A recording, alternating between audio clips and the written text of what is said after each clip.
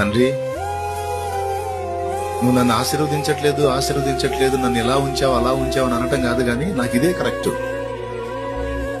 నా బుద్ధికి, నా మనసుకి, నా ప్రవర్తనకి, నాలో ఉన్న బలహీనతలకి నాకు ఇదే కరెక్ట్ తండ్రి అన్ను దేవుని ముందుకు వెళ్ళినప్పుడు ఆయన నీకు తీర్పు తీర్చలేడు, గాని నిన్ను గుండెలకు హత్తుకుంటాడు.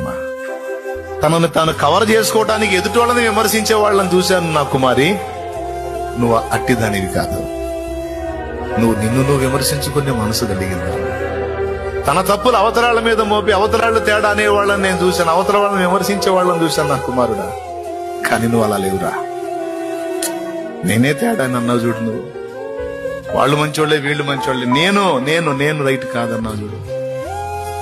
నాకు నచ్చావు దాన్ని. ఇలాంటి మనసులు వెతుకుతున్నాను నేను అంటాడు.